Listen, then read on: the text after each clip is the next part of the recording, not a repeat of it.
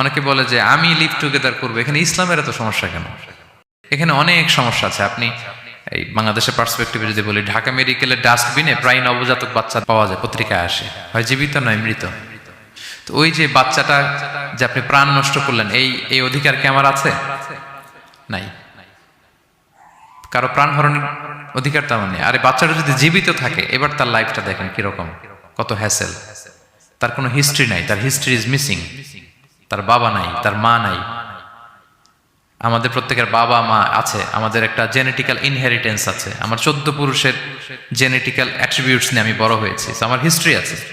তার history missing. আর ইসলাম lineage মানে বংশকে preserve করাকে খুব গুরুত্ব দেয়, এটা জরুরি। আমি একটা মেয়েকে বিয়ে করব, ওর বাবাকে দাদাকে না জানলে আমি কিভাবে বুঝবো যে তার হিস্ট্রি কি? একটা ছেলেকে কেউ বিয়ে করবে, তার বাপ দাদা 14 পুরুষ হিস্ট্রি না জানলে তার গ্রাম নাই, তার নাম নাই, তার পরিচয় নাই। তো এই জন্য ব্যাপারটা যত সহজে আমরা বলি যে লিভ টুগেদার করলে অন্যের সমস্যা কি? মিউচুয়াল কনসেন্ট তো আছে, পারস্পরিক সম্মতির ভিত্তিতে রিলেশন হলে সমস্যা কোথায়? এইখানে সমস্যা। লিনিয়েজ প্রিজার্ভ করা যায় না, তার রাইটস ভায়োলেট হয়।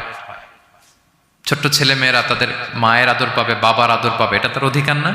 তো যে ছেলেটা ডাস্টবিনে পড়ে রইল, লেটস সে কোনো অরফ্যান হাউস তাকে নিয়ে আসলো, এতিমখানা, তো সে কি বাবা মায়ের আদরটা পায়? এই ছোট্ট ছেলে নিজের জামা নিজে ধোয়, নিজের কাপড় চোপড় নিজে গুছায়, তার বাবা নাই মা নাই।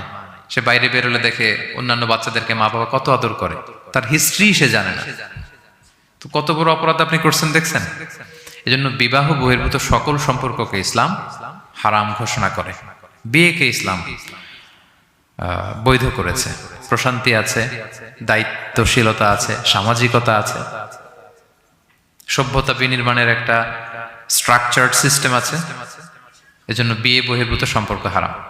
আপনারা জানেন যে সুন্দরী জুলাইখা ইউসুফ আলাইহিসসালামকে পাপের প্রস্তাব দিয়েছিল, নিষিদ্ধ প্রেমের প্রস্তাব দিয়েছিল। 7টা দরজা বন্ধ করে, ওয়াগাল্লাকাতিল আবওয়াবা ওয়া ক্বালাত হাইতা লাক, 7 দরজা লক করে বলেছিল এসো। আর তখন ইউসুফ আলাইহিস সালাম যে শব্দটা উচ্চারণ করেছিলেন, এটা গোটা বিশ্বের যুবকদের জন্য একটা মহৌষধ। তিনি বলেছিলেন মাআযাল্লাহ, যেটা আমরা বলে অভ্যস্ত, আমরা বলি নাউযু বিল্লাহ, সেম থিং, একই জিনিস। আল্লাহ আমি তোমার কাছে পানাহ চাই। এরকম ইনবক্সে যদি প্রস্তাব আসে, এরকম মেসেজ যদি আসে, পাপের কোনো হাতছানি যদি আসে, আমরা সাথে সাথে কি বলবো? মাআযাল্লাহ।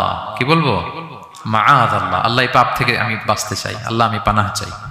এবং পরে ইউসুফ আলাইহিস সালামকে সে বলেছিল তুমি যদি মেনে না নাও তোমাকে জেলে বন্দী করা হবে, জেলেই পাঠানো হবে। তিনি বলেছিলেন ক্বালা রাব্বিস সিজনু আহাব্বু ইলাইয়া মিম্মা ইয়াদউনানি ইলাইহি, আল্লাহ যে পাপের দিকে তারা আমায় ডাকে তার চেয়ে জেলখানা আমার জন্য ভালো।